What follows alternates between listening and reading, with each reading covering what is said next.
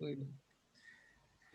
Olá, estamos aqui com nossa live e hoje temos é o honor de poder charlar com uma criadora, uma grande dramaturga, atriz, ah, tem a empezado a carreira muito jovencita, com 14 anos, ha passado pela escola do prestigioso professor Héctor Assá, em México, ha participado da Universidade UNAM, ha estudado com nomes, por exemplo, como José Santos Sinisterra, do novo Teatro Fronteiriço, e aqui em Barcelona, um dos fundadores da Sala Beckett, Royal Court Theatre, a L'Arc de Nova York, Notara de Bocheret, Madrid não, com Santos Sinisterra, em Argentina, com o Gran Maestro Maurício Cartum, e aqui o Gran Maestro Guilhermo Eras,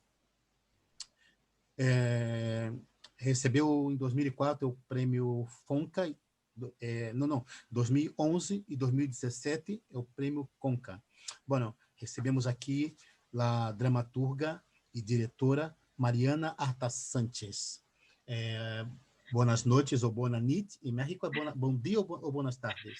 Ahorita tardes. Tardes, ¿no? Muchísimas gracias, Rebe, por la invitación. Estoy muy, muy contenta de poder platicar contigo hoy. Você que vem, você tem uma carreira assim muito extensa. Bueno, eu começarei com uma pergunta muito fácil. Muito fácil, Mariana. A pergunta é quem ha sido Mariana Arta Santos durante o confinamento? Porque Dijiste que era a fácil. pandemia seguir. Dijiste que era fácil, es muy difícil. Si nunca he sabido quién soy, ¿cómo voy a saber quién soy en la pandemia? Más A difícil. pandemia. Ay, pues ha sido un largo viaje, ¿no? Con muchísimos altibajos. Para empezar, cuando inicia todo esto, yo estaba por estrenar un proyecto que para mí era muy importante. Es el Carro de Comedias de la Universidad Nacional Autónoma de México. Es un proyecto hermosísimo que de existencia tiene 20 años y yo soy la primera directora. Entonces estaba muy emocionada, muy nerviosa también, porque, bueno, como que se hizo un gran anuncio, ¿no? De que finalmente, después de muchos años, de que grandiosos directores se habían hecho cargo de ese proyecto, ya le tocaba a una mujer. Y escribí una obra que está basada en un texto medieval que a mí me apasiona, sobre el que escribí mi tesis de licenciatura, que se llama El Sendebar, o el libro de los engaños de las mujeres. Es un libro, pues, de carácter completamente misógino, ¿no? Tremendo, porque historias que le enseñaban a los hombres a recelar de las artimañas de las mujeres, ¿no? Entonces, es todo tiene un marco dramático, ¿no? De un rey que castiga a su hijo y finalmente los sabios empiezan a contar historias sobre las mujeres y hice una adaptación y traté de darle la vuelta, ¿no? Para que en realidad fuera una historia al final de corte feminista sin que de ninguna manera fuera didáctica, porque a mí no me gusta nada esto de enseñarle al público o regañarlo, no, no, no, es usando la ficción y el universo medieval que a mí me gusta muchísimo y que es mucho más complejo también en el aspecto femenino de lo que uno suele pensar, es en realidad era fueron 1000 años en los que las mujeres hicieron muchas más cosas de las que se piensa, ¿no? O sea, leyendo varios textos muy interesantes que rescatan la historia de las mujeres, me he podido percatar de la complejidad de esa época, ¿no? Entonces, bueno, hay una mujer que se viste de hombre, etcétera. Entonces estaba yo muy, muy emocionada con el proyecto, con unos actores jóvenes maravillosos. Íbamos a estrenar el 27 de marzo y nos cae la pandemia encima, ¿no? Después de meses de ensayo, ya estaba listo todo. Y bueno, este fue el primer golpe. Obviamente pensábamos que iba a durar 2 meses, nada más, ¿no? Dije, bueno, muy bien, calma, seguramente esto nada más implicará que se posponga 2 meses, 3 meses cuando mucho, seguro va a ser como el H1N1, no entremos en pánico, y bueno, pues no, hasta ahora sigue durando. Y conforme iba elongándose cada vez más y cada vez más y cada vez más, se volvía cada vez más difícil crear, ¿no? Lo comentabas también, lo comentábamos un poco ahora.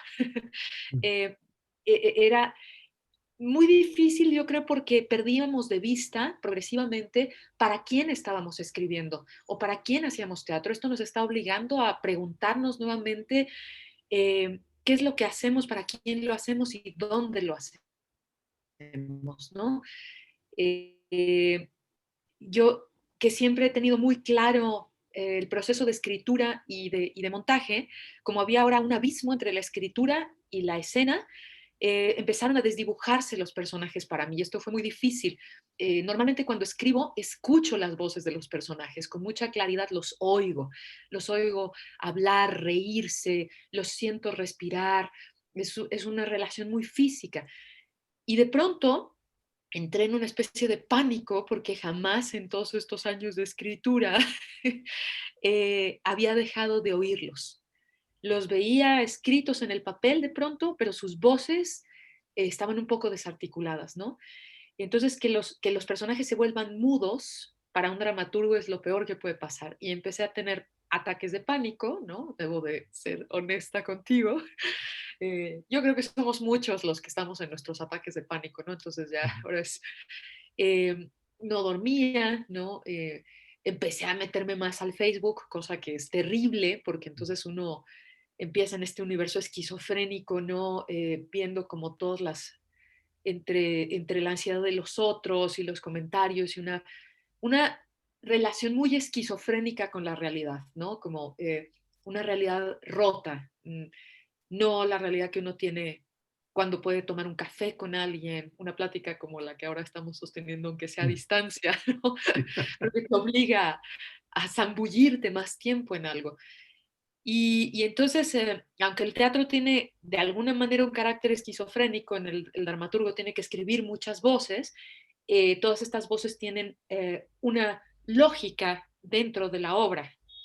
El problema del Internet es que no hay una lógica, ¿no? Es la lógica del mercado, la lógica del consumo, la lógica de que uno es el producto. Y pues eso así fue muy difícil. Trataba de forzarme, ¿no? Em, como de trabajar, es decir, no importa, corta el Internet, ponte a trabajar, ya regresarán las voces de los personajes. Y así ha sido gradualmente, ¿no? Me he ido reconciliando con la creación, pero pues no ha cesado por completo la ansiedad. Antes eu estava comentando, era muito interessante, estava comentando sobre o tema de la papel das mulheres que durante siglos tiveram um papel importantíssimo dentro de nosso mundo, nossa sociedade, pero de alguma maneira ou a estrutura, esta estrutura, na verdade, a estrutura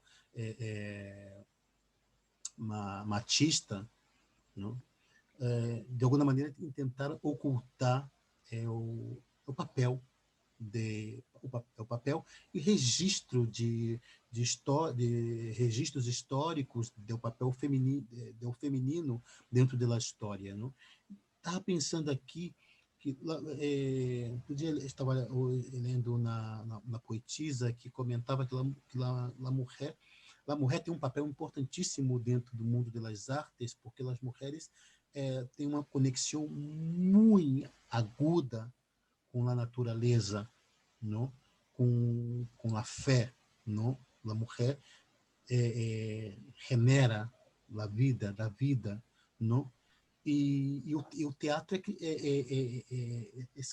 um processo de criação, não? Estava pensando aqui por que tardou tantas décadas ou tantos siglos para que as mulheres tiveram um papel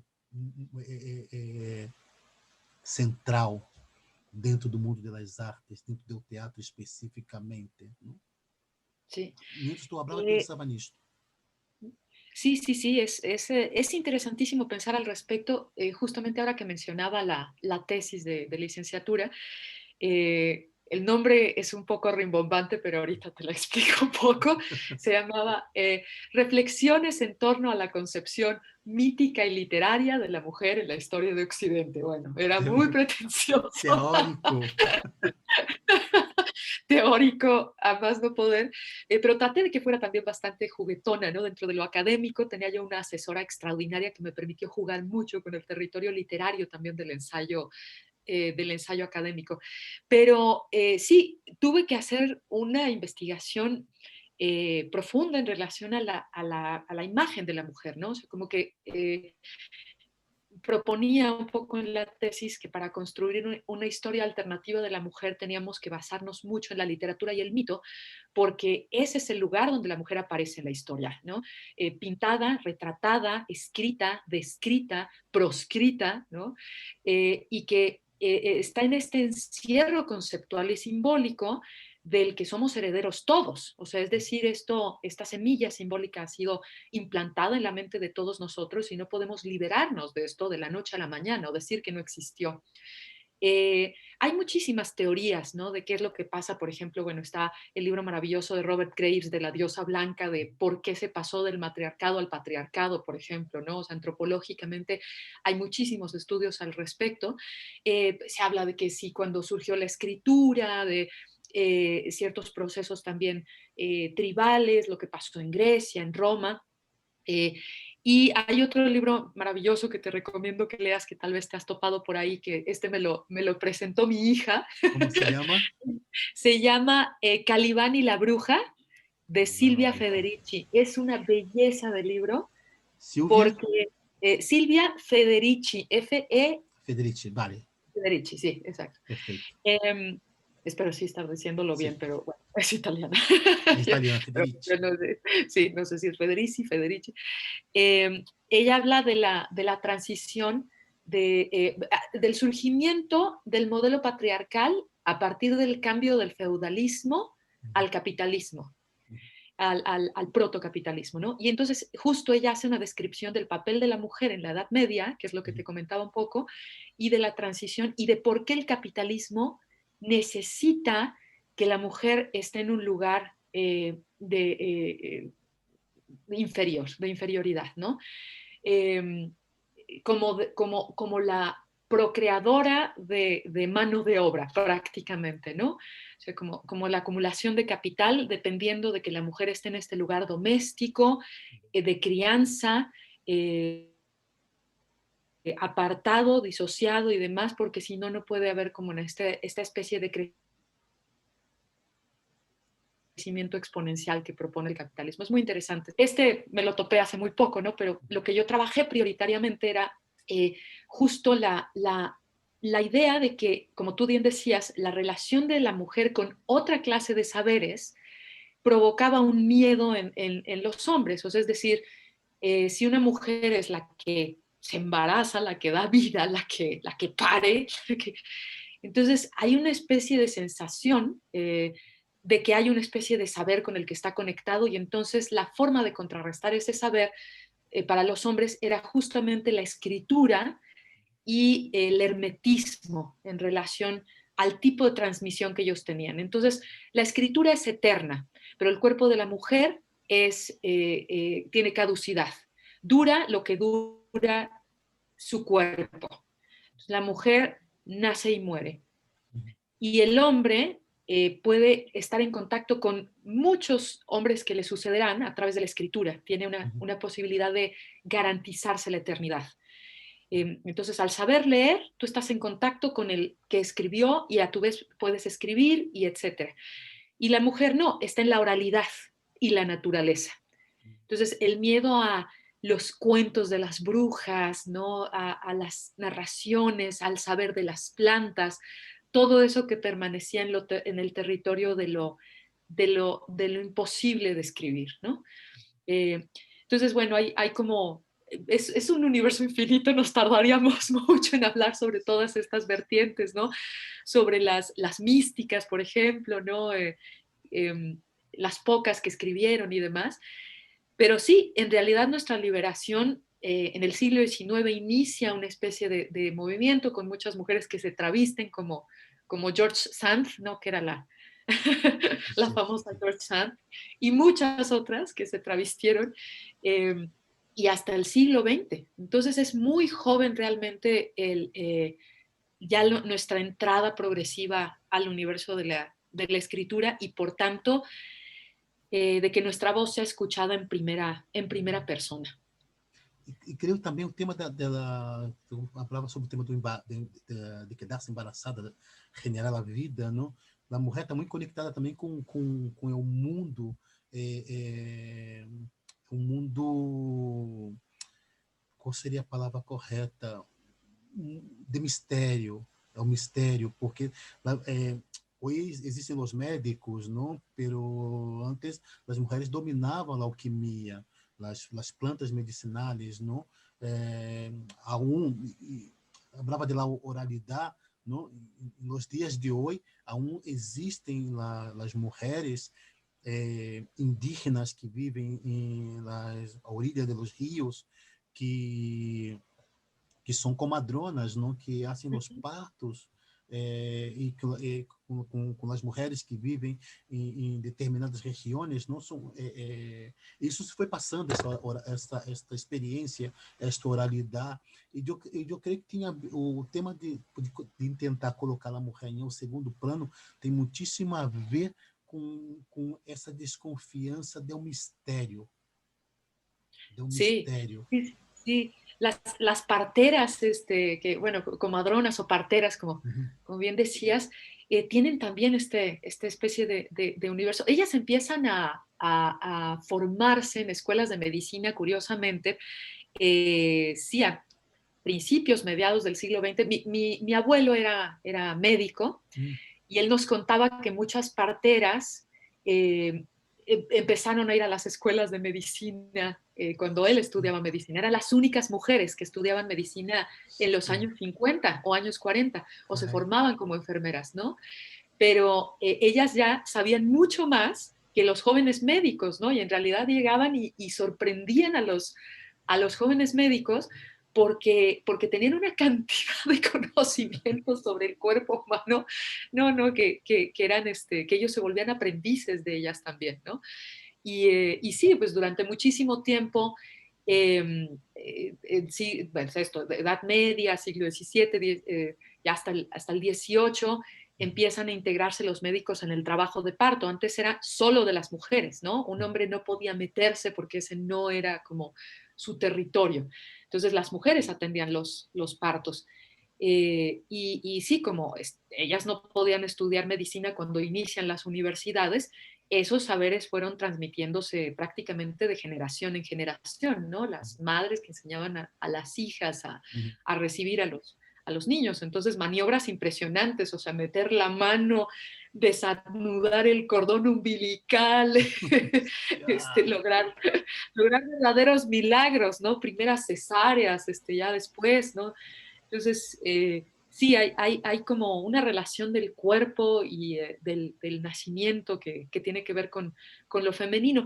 Y negarlo sería un despropósito, ¿no? Porque también hay como una vertiente de feministas que están muy peleadas con cualquier idea de arcaísmo en relación a lo femenino. Piensan que hay que tener una ruptura definitiva con las mujeres que nos antecedieron por el lugar que ocuparon de retroceso o de esclavitud no declarada, ¿no? Y yo creo que no, que justamente tenemos que recuperar nuestra historia, ¿no?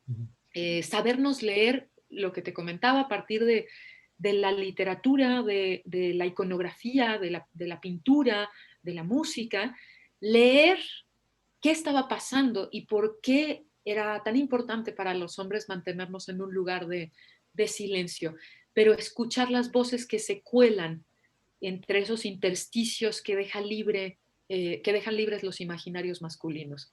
Y ahí está lo que tú bien dices, esa tradición, las tradiciones cercanas a la tierra, a los ritos, a la oralidad, son muy, muy interesantes y son parte de nuestra historia también. O corpo da mulher e as artes das mulheres é uma forma, penso aqui como uma geografia muito visível, onde todas essas informações estão muito explícitas ou muito expostas. Também isso, de alguma maneira, la o tema da fé, da religiosidade, o tema da escritura, o tema da relação com a natureza, com a luna, o tema do embaraço, o tema da criação. É como se fosse uma geografia com muitíssimas informações, mas informações muito explícitas, não? Me dá a sensação que o corpo, que a identidade feminina nos assusta esta estrutura de patriarcado, porque rompem com o discurso que eles tentaram colocar as mulheres, não? É tudo muito explícito, não? Se ama, se odia, se está embaraçada, se tem fé, se sente dolor, sua poesia, sua literatura, hablamos de teatro, su teatro, é tudo muito transparente, não? Sí, yo te quiero contar también un poco que durante mucho tiempo yo estuve muy peleada de alguna manera con todas estas cuestiones que estaban relacionadas directamente con lo femenino. Yo me crié en una familia de inmigrantes alemanes, bueno, mi abuelo judío que llegó en 1930 a México para salvar la vida antes de que Hitler llegara a la Cancillería y todo, como que olieron que la cosa se iba a poner muy mal. Y por el lado paterno son republicanos españoles que llegaron a México también huyendo, ¿no? Y me crié, sobre todo con mis abuelos maternos, en un ambiente que era muy propicio para la racionalidad, ¿no? De la que yo he estado a lo largo de mi vida muy enamorada. O sea, en realidad yo crecí afortunadamente entre libros, ¿no? Ellos digamos que ellos me rescataron de mi madre y me crié con ellos, ¿no? Yeah. Mi madre es como una especie de furia. Todo esto que dices de lo femenino, ella es como, ¿no? Es literalmente la locura, la parte desbocada, la insensatez, etcétera. Y yo justamente lo que te comentaba también, que para huir de esa parte de la esquizofrenia literal que tenía mi madre, me fui con mis abuelos. Y entonces ese fue el refugio, ¿no? Aunque ellos no eran muy... como decimos aquí, apapachones, ¿no? No abrazaban o no, no te decían te decían te quiero de otras maneras, ¿no? Era comprándote libros, leyendo libros, contando historias, enamorándome del teatro, de la cultura europea mucho, ¿no? Entonces crecí al abrigo de que contra la barbarie, contra la locura, contra el despropósito estaba la literatura. Y ellos afortunadamente pues no tenían como una visión, ni mi abuelo ni mi abuela, afortunadamente no crecí en un entorno machista, ¿no? Sino que en el caso de ellos me permitieron hacer lo que yo quisiera. No tuve esas restricciones, ¿no? Entonces, si podía leer, podía pensar y podía escribir. Y mi abuela escuchaba lo que yo le leía, etcétera. Y las confrontaciones eran justamente con mi madre. Entonces, yo repudiaba mucho todo lo que tuviera que ver con lo insensato, con lo visceral, con lo inmediato, con lo loco. Y al mismo tiempo era mi obsesión, mi fijación en la literatura ha sido, en la escritura dramática, ha sido justamente entender la locura. Y a partir de tratar de entender a mi madre, que es la furia, la fuerza de la naturaleza, ella sí, me la imagino en un bosque bailando así, ¿no? Ella en su locura. Empecé a entender mejor cómo lo femenino se ha relacionado con la locura desde tiempos inmemoriales, ¿no? Empecé a entender por qué nos volvieron locas, por qué en el siglo XIX nació el concepto de histeria y se relacionó a la mujer con todo lo que no era racional, con todo lo que era desbocado, con todo lo que es mi madre, ¿no? Entonces empezaron los hospitales, empezó el psicoanálisis, maravilloso el psicoanálisis, realmente a mí me gusta muchísimo la teoría psicoanalítica y admiro muchísimo a Freud, pero las mujeres se quedaron en ser el continente negro. Entonces, si uno analiza los personajes femeninos de la literatura dramática, como Medea, por ejemplo, pues es una madre loca que mata a sus hijos, ¿no? Y la locura es cuando la madre o la santa, que es el lugar que le corresponde a la mujer, hace algo que no está en el lugar que le corresponde. Entonces, tenemos plagada la literatura de estas mujeres que hicieron lo que no debían. Y de las otras, las que se arrepintieron, ¿no? Las prostitutas y las brujas arrepentidas, como por ejemplo María Magdalena, ¿no? Que fue perdonada por Cristo y entonces se vuelve una santa. Entonces, estamos llenos de mujeres locas y lo que nos enseñan es eso, es la mujer se puede volver loca y va a ser incontenible. Entonces hay que contenerla. Y entonces a mí me interesa mucho porque eso me he dado cuenta que ahí es donde radica el mito de lo femenino, en lo loco y lo racional, y rastrearlo hasta los orígenes de Occidente, ¿no? Hasta lo que te digo, los mitos griegos, o sea, es, que es finalmente la madre de Electra, ¿no? Clitemnestra, porque mataron a su hija, ¿no? Es porque matan a Ifigenia, que, bueno, que en la tragedia de Sófocles así es, o sea, que en el mito supuestamente la salva, creo que la salva Artemisa y la convierte en una diosa, ¿no? Pero pero en la historia, la que tenemos en la dramática, justamente porque eso lo vuelve más dramático, matan a Ifigenia, ¿no? Entonces es una madre que loca de rabia y tristeza porque le mataron a su hija, mata al asesino de su hija, ¿no? Y entonces, no, pues merece morir. ¿Por qué? Porque pues ellas, y entonces la propia hija restaura el orden patriarcal, ¿no? Entonces, ¿qué nos enseña toda la historia? Son las locas que hay que meter en el redil. Y eso es... Entonces, a nosotras, las mujeres crecemos en Latinoamérica, creo que menos en Europa, pero mucho aquí, pues te lo digo como mexicana. A nosotras todo el tiempo, no sé, si vas a llevar tu coche al mecánico, te hablan como si fueras menor de edad, ¿no? Porque no puedes entender algo tan complejo como una máquina. Si haces cualquier pregunta, es que estás loca, ¿no? O sea, cualquier cosa que parezca fuera, si le dices al mecánico, oiga, usted me está cobrando de más porque no le cambió las bujías al motor. No, estás loca porque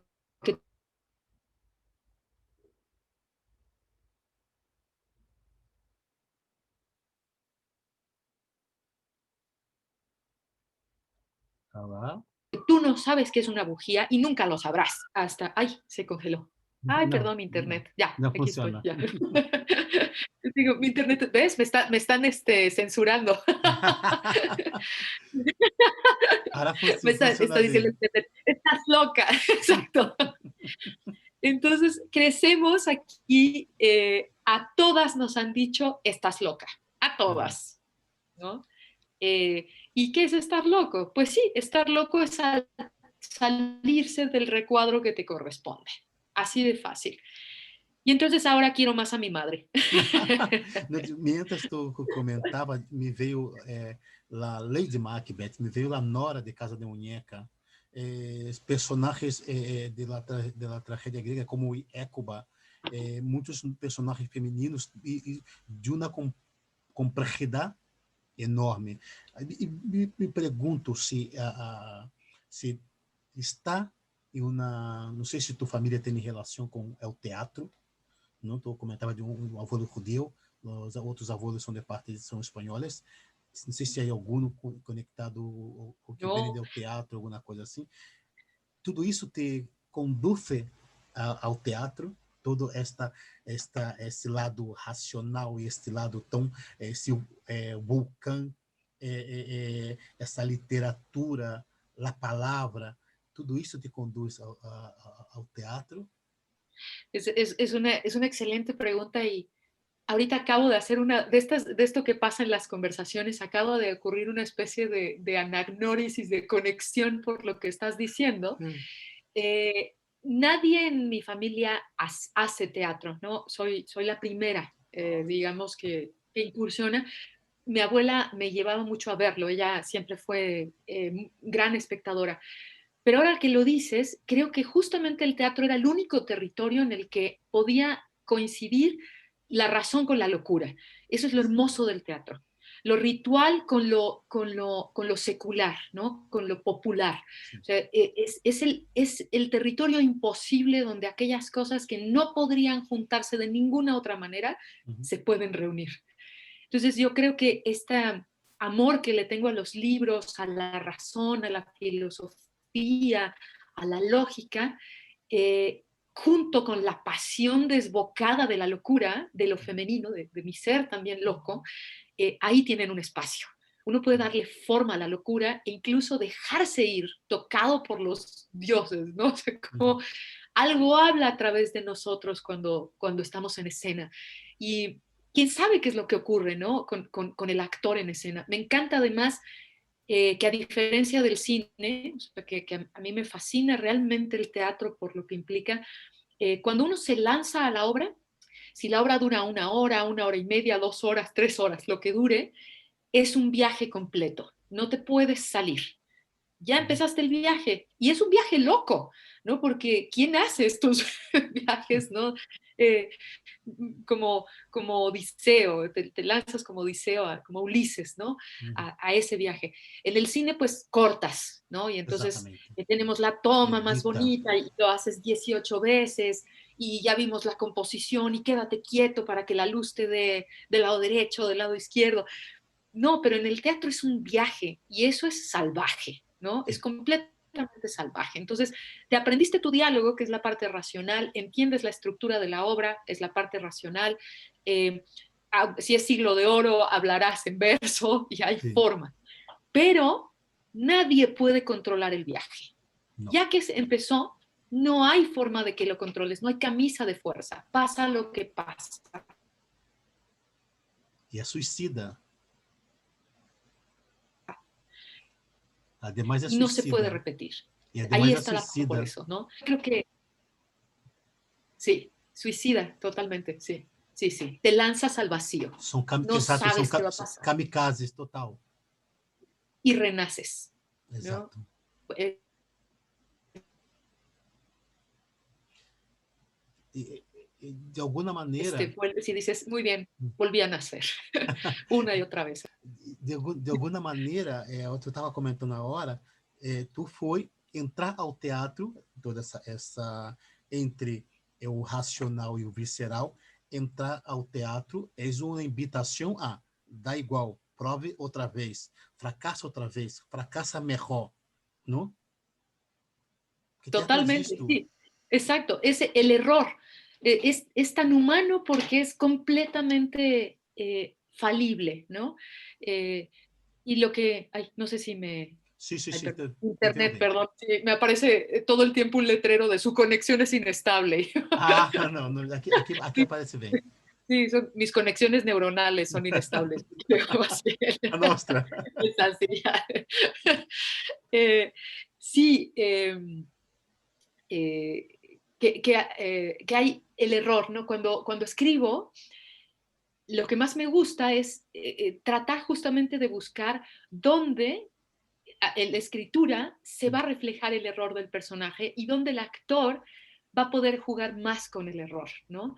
Entonces, desde que escribo me gusta mucho que los personajes de pronto hablen mal, que se tropiecen, que se equivoquen, que no digan las cosas completas, que les cueste mucho trabajo decir algo.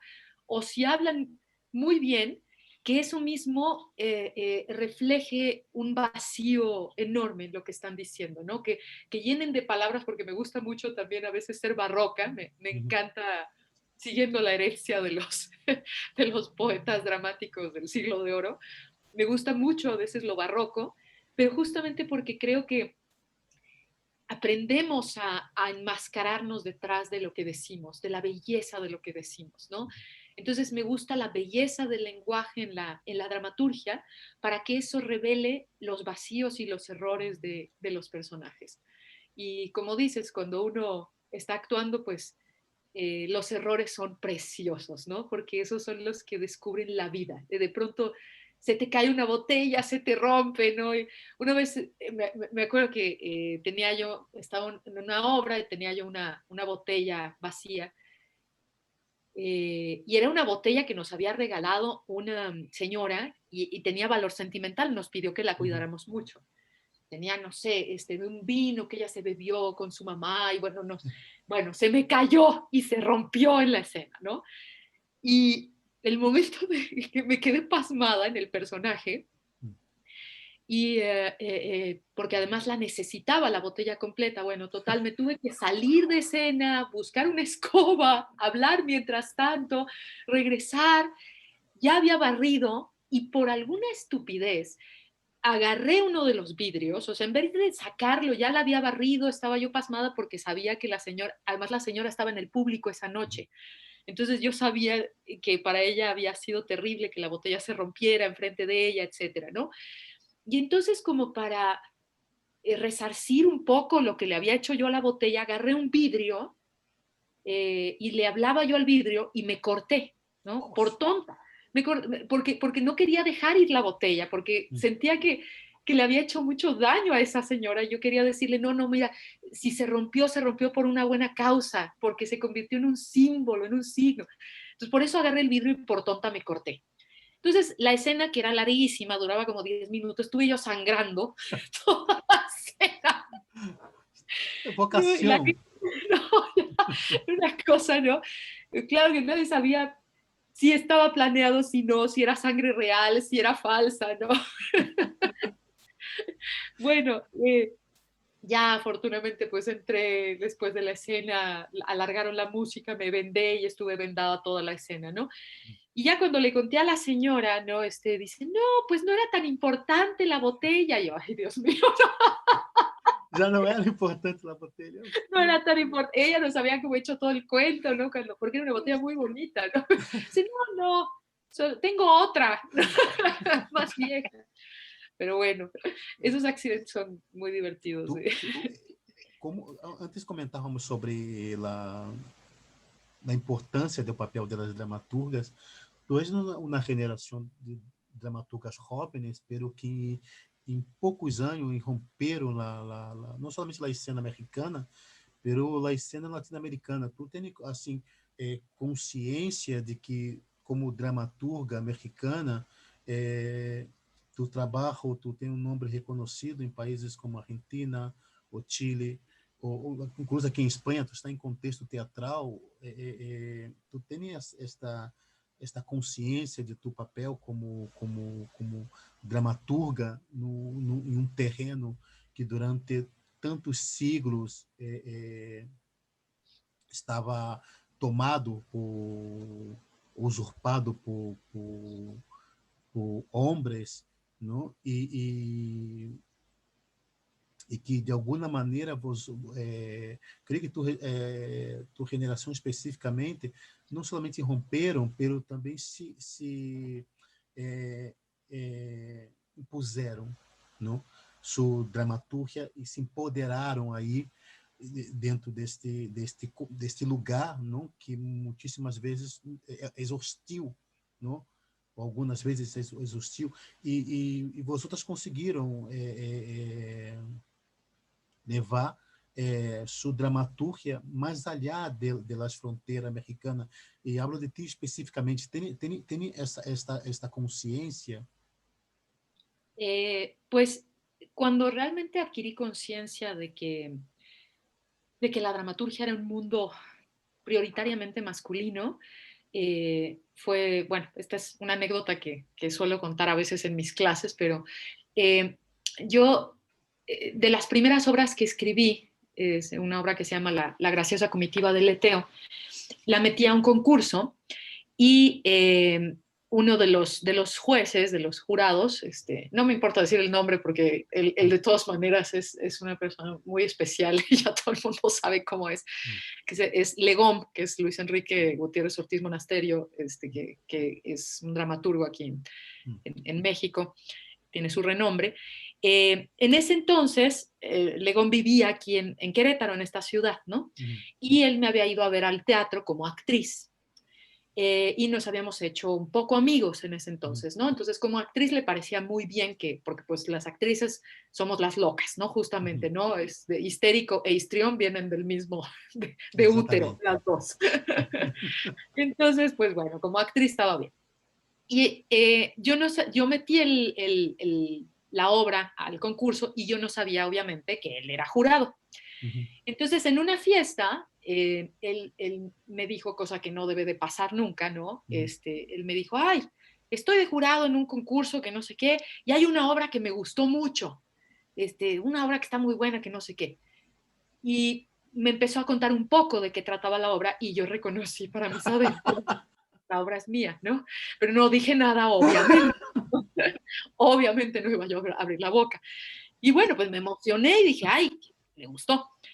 Bueno, total, en este concurso no declaran a un ganador, sino que se elige a 5 finalistas. Estos finalistas hablan con los jurados, o sea, digamos, ya se desenmascara ya, ¿no? Yeah. Hablan con los jurados y después de eso se elige nada más a uno, después de que los finalistas trabajan sus obras. Era de joven dramaturgia. Y bueno, cuando Legón se da cuenta de que era yo, ¿no? Sí. Me dice, no, la primera vez que leí tu obra me gustó mucho, pero ahora que ya la leo otra vez ya no me gusta. Así, ¿no? Así, cínicamente. Y le digo, ¿por qué será? Porque ahora sabes que soy yo, que soy mujer. Y me dice, sí. Me lo dijo así. Yeah. Entonces había una sensación de poder, ¿no? Como de Sí. yo voy a decidir si tú pasas o no. O no. Yo voy a Terrible. decidir si tú escribes o no. Terrible. Y la decisión fue que no, porque la obra no ganó.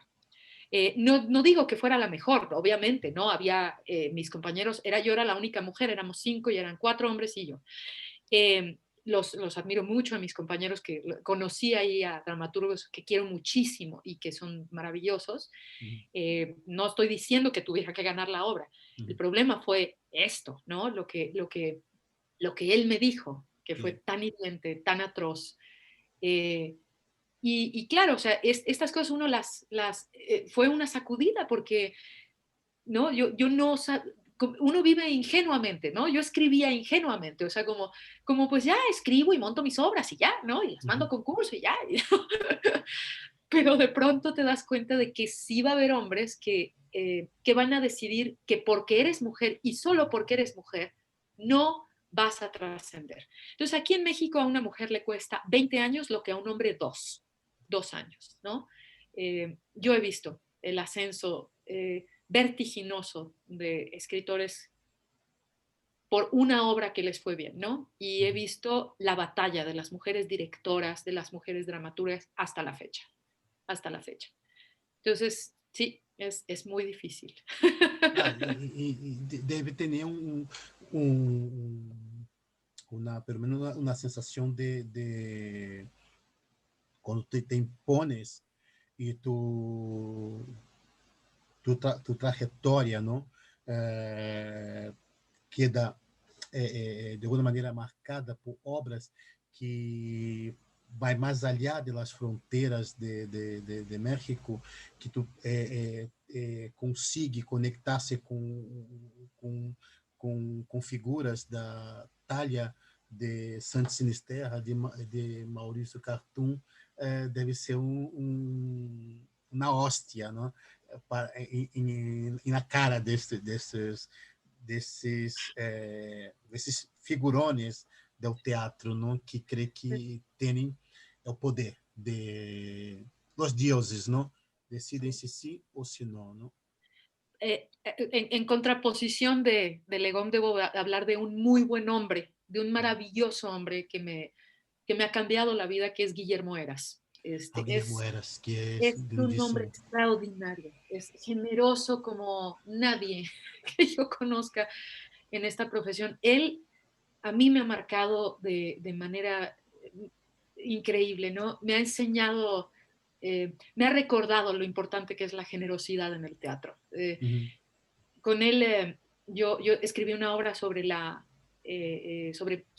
la historia de los republicanos, de los inmigrantes republicanos. Era un monólogo que había escrito para un actor aquí que también tenía, su padre también había sido inmigrante republicano, él no quiso hacer la obra y yo quería hacerla, aunque eran personajes masculinos.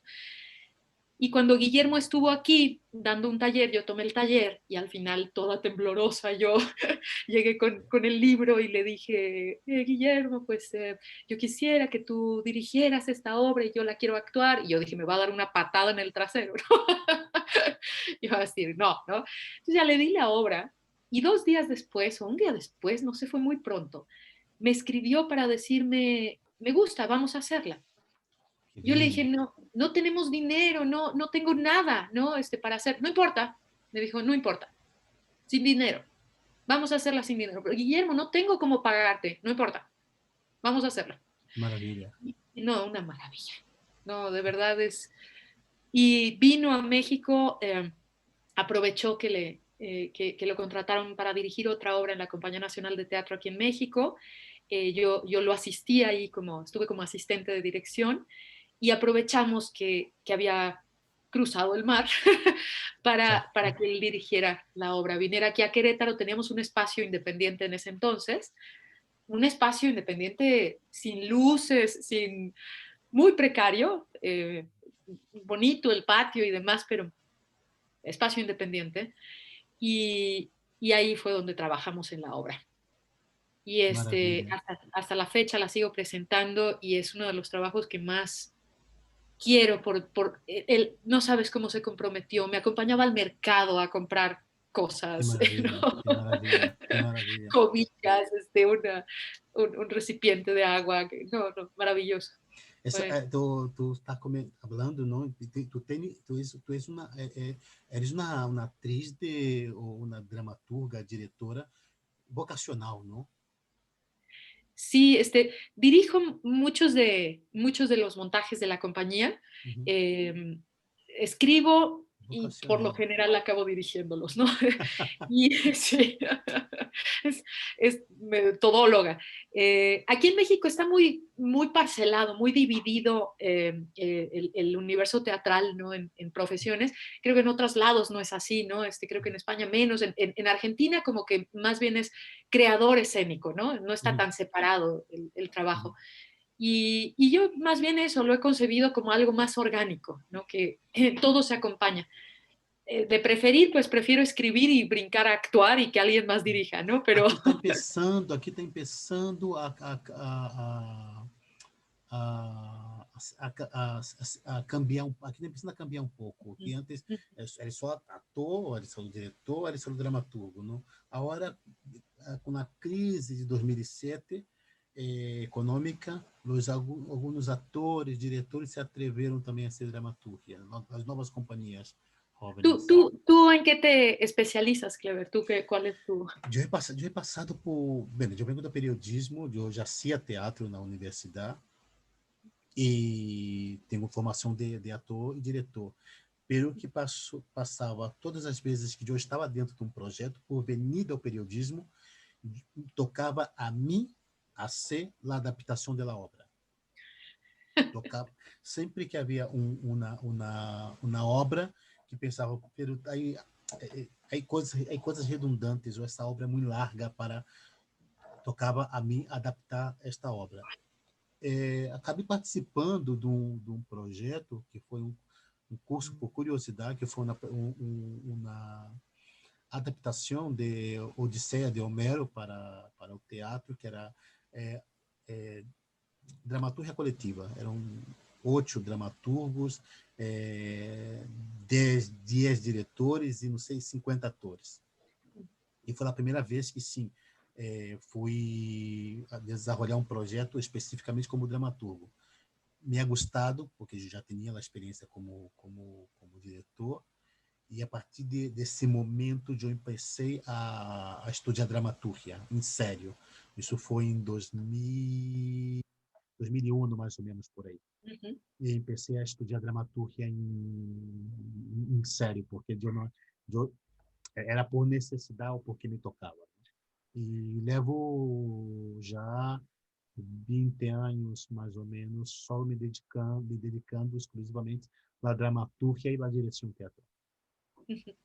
Sí, pues siempre es por necesidad, ¿no? Que Sí, acabamos también haciendo sí. las cosas en el Me teatro. gusta mucho los dramaturgos argentinos, porque já foram atores, ou são atores, já foram Exacto. diretores, ou são diretores, são Sí, produtores, seguem sendo produtores, limpam o teatro, são tipo de sí, recado, não? Assim de tudo. sí, E me identifico muito com isso. sí, claro, Me claro. encanta isso. Eu Sí. estava pensando aqui, com toda essa informação que tu estava comentando, eh, que busca Mariana Arta Sanches expressar em sua dramaturgia, não, em sua maneira de criar teatro, de fazer teatro? O que busca expressar? Pues una de las cuestiones que me parecen siempre fundamentales y nacen de manera más orgánica es la recuperación siempre de lo cómico. Ay, otra vez me apareció el letrero de conexión Não, inestable, não, pero bueno, me tranquila. dice sí. Pero sí, me congelo. Hablando de lo cómico, me voy a congelar con una cara así. Não, não é congelado. Exacto. Creo que creo en el humor muchísimo, creo en el humor como una fuerza restauradora que Maravilha. nos permite tomar distancia. En su libro del telón, Milán Kundera dice algo precioso en relación a esto, ¿no? Dice que eh, bueno, habla como de la edad lírica y Sim, luego dice que la novela es una especie de evolución, ¿no? No sé si lo leíste, ¿no? Que dice que sim, sim. uno es muy, cuando estás muy Um joven, jovem. haces poesía y te crees revolucionario y eso, y de pronto pues se Tu, te cae el na telón, ¿no? Y te madurez. das cuenta de que la vida es un absurdo Surdo, total total. y que todos somos ridículos, Isso é absurdos. maravilhoso. Sí, Maravilhoso. sí, sí, sí. Y yo creo en eso, ¿no? Creo que el teatro está muy cerca de la novela en ese aspecto, no en lo narrativo, sino en la cuestión de tomar distancia, ¿no? De Uhum. podernos ver desde fuera. Y ahora que estoy releyendo este libro de Bakhtin del humor en la época de Rabelais, dice Uhum. que la buena comicidad es la que incluye a la persona. O sea, que cuando uno escribe algo cómico, no puedes ponerte como si tú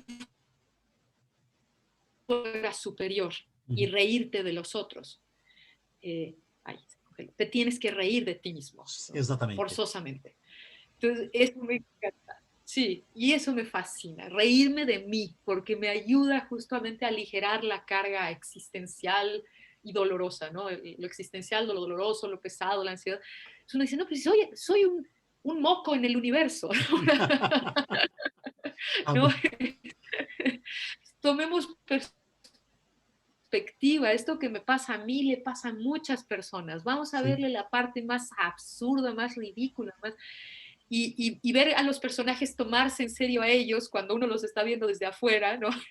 Es ver cuando uno se toma en serio y ver qué ridículo se ve uno cuando uno cree que es el centro del universo. Entonces, eso para mí es genial. fundamental. Que en todas las obras haya eso. Hablando de universo, este ano foi um ano extraordinário, excepcional, não? Se te encontras agora com um extraterrestre, com um ET, que explicaria sobre o ano de 2020? eh, creo que algo muy complicado es que, bueno, que todavía no acaba, ¿no? Que todavía no podemos verlo con distancia porque estamos muy dentro de él. Lo que podemos empezar a ver un poco de manera cómica son nuestros comportamientos, ¿no? Uhum. Eh, yo escribí, ahorita, de lo que he estado escribiendo, hay una obra que más o menos aborda el tema de la pandemia desde una Uhum. perspectiva también irónica, pero más sobre el asunto del control, porque eso es lo que creo que está muy presente en esta época, ¿no? Muitíssimo. Muchísimo. No sabemos la verdad. Y lo más triste es que hay un descaro en esto, ¿no? Nos están atiborrando de información Uhum. como si ahí pudiéramos encontrar la verdad y fuera culpa de nosotros no descubrirla. Y no, Exatamente. lo cierto es que no sabemos ni siquiera qué tan peligroso es, cuáles son realmente los porcentajes, porque incluso la estadística ya es Uhum. ya es un problema, ¿no? O sea, Sí. la estadística per se de origen, decía, creo que, ¿quién era? Bernard Shaw, creo que era el que decía, dice, la estadística es No la show. ciencia que dice que si mi vecino tiene 2 coches y yo ninguno, los dos tenemos un coche, ¿no? Entonces, pues sí, no sabemos, ¿no? Te dicen números y ves las curvas y los picos y te Exatamente. atiborran de los casos de gente que se enfermó, que era muy joven y que acabó en el hospital. Y entonces eh, hay una dosis importante de ficción Uhum. y obviamente hay una dosis de manipulación y muy importante. Por eso tanta gente está leyendo a Orwell y tanta gente está leyendo a Huxley, ¿no?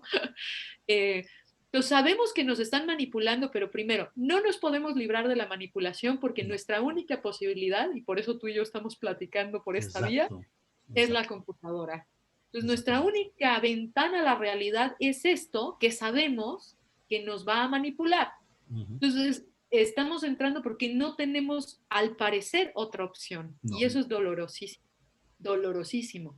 Yo creo que el teatro nos devolverá la opción de ver eso. O sea, sé que el teatro que viene tendrá que hablar sobre esto, ¿no? Uhum. Eh, y va a ser una rebeldía hacer teatro, porque por eso te digo que yo no quiero hacer estas teatro en línea, como le llaman, que para mí no es Uhum. teatro, pero bueno, no me gusta, porque justamente entra dentro del universo de la manipulación, porque necesitas una computadora, porque necesitas Zoom o necesitas, y son redes de millonarios, ¿no? O sea, es Exato. decir, necesitas.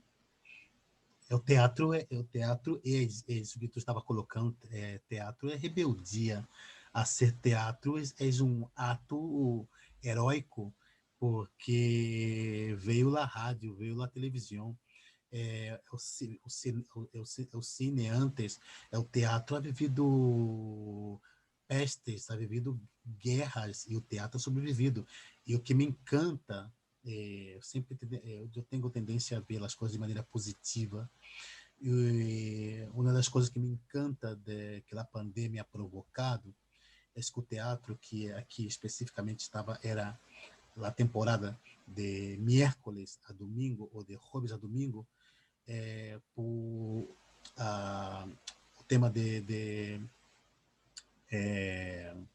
restrições experimentais, de mobilidade, para entrar de Barcelona está restrita nos fins de semana. Então, muitíssima uma parte importante de los espectadores não podem ir ao teatro no fim de semana. Então, os teatros conseguiram abrir também a los martes. Os dias de funções e as temporadas se ampliaram. Então, se hace teatro martes, miércoles, jueves, viernes, sábado e domingo.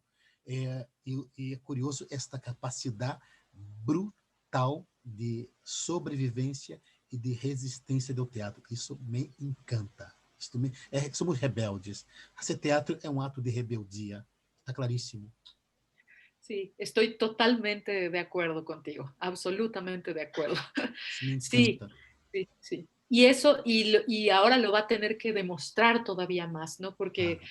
justamente tú entras a un teatro, apagas el teléfono celular, el viaje no solo lo hacen los actores, como lo decíamos, sino que el público también se tiene que zambullir en ese viaje, de Isso é principio a fin. importantíssimo. Isso é importantíssimo. Y sí. Eu estava pensando aqui sobre Ay, o se tema da. congeló. Não, não, Ah, não está ya te congelado. descongelé. Funciona, Perdón. funciona. Perdón, Funciona. perdón, te Não, congelé. funciona. Sí. Ay, Eu este perguntava a internet. alguns Justo. colegas, Sí, cuando hablamos mal del internet, nos congelan. nos congelam. A ditadura do cancelamento da internet. Eu perguntava a alguns colegas do teatro se durante esse período da pandemia e do confinamento, se haviam despertado algum tipo de novos talentos, não dizem, eu estava lendo uma frase onde um vídeo, em realidade, onde uma senhora dizia algumas frases de autoajuda, tipo a felicidade está nas coisas mais pequenas, não? E que estava contentíssima de haver conseguido comprar um estruparro que derraba seus pratos mais limpos, não? Pensei, que interessante. Eu comecei a perguntar aos companheiros do teatro se havia despertado algum talento para, não sei lá, culinária, limpar a casa. Tinha despertado algum talento novo durante a pandemia? Pues estoy, lo de los platos es buena, sí, me quedan más limpios, sí, ahora, ahora los lavo, además, bueno, no, no, mi esposo, por ejemplo, ahora siempre había cocinado muy bien, él ahora cocina mucho mejor porque es el único que cocina en esta Nesta casa. casa, No, yo, no sabes. No, el talento para darme cuenta que la cocina no es lo mío, não eso é do sí teu, también. não é do tuyo. No, una vez Que puse bom. mantequilla en un sartén y se empezó a oscurecer. Me di un ataque de pánico porque pensé que estaba yo disolviendo la sartén y que Hostia. era... Entonces empecé a gritar, no, vamos a comer jugo de sartén, ¿qué hice? ¿Qué hice? Los voy a matar. No. Y no, pues era que se había quemado la mantequilla nada más, pero bueno. Pero estoy aprendiendo ukulele, Hum, no, un poco. hum. Eh, estoy tratando de aprenderme canciones que, como Ah, canto mira. también, canciones difíciles, ¿no? Hay una canción irlandesa que me gusta mucho, Hostia, que es muy irlandesa. difícil, que se llama, sí, muy bonita, que se llama Rocky Road to Dublin, que es como muy, muy rápida, es una de estas canciones así muy, Hostia. muy rápida. Que Y estoy tratando de aprendérmela. Oh, oh, Es casi un trabalenguas en não, inglés, entonces. eu tinha falado com o Ricardo do Bate que estava escutando pop japonês antes da pandemia. Hostia. Sí, exacto, uno hace cosas extrañas. Hostia. ¿Qué más? Yo quería aprenderme un poema muy largo, pero no lo he hecho, Hum, pero antes de que termine el año, o sea, me hum. quedan muy pocas semanas para aprendérmelo. Es un poema hermoso de un mexicano que se llamaba Gorostiza, y es un poema larguísimo, es un librito que se llama Muerte sin fin. Te lo recomiendo, es Oh, precioso el poema. Y dije, notícia, me lo morte voy a sem fim. aprender. Sí, E Muerte sin aprende, fin. falta pouco para aprender? Me lo quiero aprender. O sea, ese era pero desde marzo dije que me lo iba a aprender y no me he aprendido ni el primer verso, entonces no, Hostia. no me lo estoy aprendiendo todavía. Uma coisa, para finalizar esta charla, uma pergunta curiosa, não é difícil.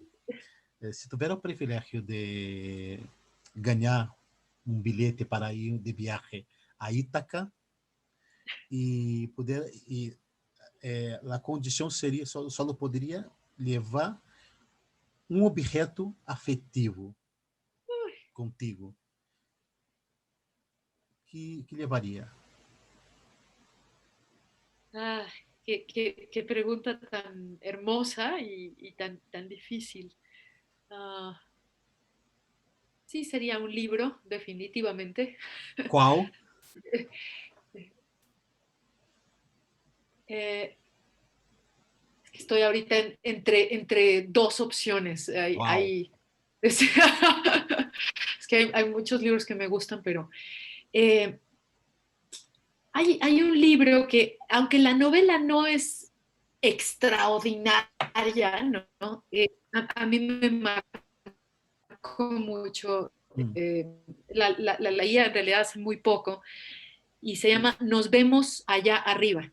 Es de un autor francés que en realidad Hum. escribía pura novela negra, de Uhum. policíaca, y de pronto saca este libro maravilloso. Como se llama? Te digo, no es, se llama Nos vemos allá arriba y él Sim, se llama Pierre Lemaitre. Lemaitre. Lemaitre, Perfeito. creo que se pronuncia. Apontado. Já tenho mais um livro aqui apontado. Sí. Ojalá que te guste. No es la octava maravilla, o sea, es decir, no es Uhum. Madame Bovary, pero hay una cosa de dolor en los personajes y es tan teatral el libro y lo leí en una época en que me acompañó muchísimo. Lo leí en voz alta justo con mi esposo y en esa época me peleé a muerte con mi padre. Eh, y fue muy dura esa época porque fui a la Ciudad de México, íbamos a abrir un teatro y resultó ser la mala persona que yo pensaba que era, o peor. Y ese libro me acompañó. Ah, Todo el dolor del libro me ayudó con mi propio dolor, ¿no? Y los personajes son muy entrañables. Y se nota el dolor del autor también, ¿no? Es una historia después de la Primera Guerra Mundial, en el periodo de entreguerras, entre la Primera y Segunda Guerra. Y el mismo autor empezó como a tener fama ya a los 55 años, ¿no? Como que había escrito pura novela negra antes y hasta que sale este libro, él se pone en la mira nos del vemos allá literario. arriba. Nos vemos allá arriba. Entonces Perfeito, yo creo que apuntado. probablemente sería él, ese libro. A buscarei. Mariana, Mariana Arta Sanches, foi prazer, foi momento poder desfrutar desta charla e conhecer um pouco de tu trabalho, de tuas reflexões, de tuas ideias, tu relação com o teatro. Foi maravilhoso poder estar contigo aqui esses 60 minutos charlando. No, me encantó hablar contigo. Espero de verdad que nos conozcamos en persona. Já te Me gustó comento muchísimo porque conocerte. nós outros estamos com um projeto com alguns autores mexicanos, tá? Fernando Del Monte. Já organizamos 2 projetos. Um foi a reescritura radical de los textos de Terror e Miséria do Terceiro Reich, que deve sair na edição em México. E a outra foi durante o confinamento, onde escrevimos alguns textos. Total foram 18 dramaturgos, 18 textos de 9 países os dramaturgos. E já tivemos umas leituras dramatizadas na rádio da Universidade de Atenas e Aspes. E dia 7 empeço na temporada de uma mostra de leituras escenificadas em Caracas, com onde o Consulado de Espanha apoia um projeto e está Fernando Del Monte, está o Vidal Medina também dentro do projeto, e agora vamos começar a organizar outro trabalho para a temporada de 2021. Já te avisarei, porque seria interessante. A ideia nossa é cada vez mais que as mulheres se sumem ao projeto. Pensamos pequeno e estamos crescendo. Me encantará participar en algún proyecto contigo y oye, tus obras se pueden encontrar entonces, hay una publicación aquí entonces en México. Sim, Tus obras, ¿dónde las puedo encontrar? Não sei se como se chama, La Sala Beckett, que é o Lobrador de Estilo aqui de Barcelona, que se chama Casa de los Dramaturgos. Ajá. Celsit, que é de uma associação de Buenos Aires, de autores de Buenos Aires, também. Eu creio que como se chama, o Centro Cultural Helênico de México, Ajá. Sí. o Antônio Zuniga, creio que tem alguma coisa de mis textos também. Ah, muy bien, Antônio voy a Zuniga. buscarlo. Tengo Sim, muchas, sim. muchas ganas de leer. Perfeito. Eu também De leerte. vou Sí, buscando esses textos sí, também aqui. sí, sí. Mi hermana vive en Barcelona, bueno, ahorita está en México, ella vive allá en Barcelona, ella es Sim, artista visual, pero hostia. pues ella regresa para allá en febrero y bueno, si en algún momento A junto seu link, a conexão. Aqui tem aí espaço que é a Noiva Nova, onde cada ano já vai estar aqui lá o projeto mexicano Baca 35. Ajá. Vamos estar aqui 4 meses, alguma coisa assim. Sempre há alguma companhia de México como residente aqui. Isso é curiosíssimo. Ah, E com a Vaca temos um trabalho interessante aqui. ah, qué bien, qué bien. Sim. No, pues yo feliz de pasar más tiempo allá. Me gusta Perfeito, muchísimo. perfeito, Sí, perfeito, podremos idear algo, sí, claro que sí. perfeito. Bueno, muitíssimas graças por tua participação. E agora salimos um pouco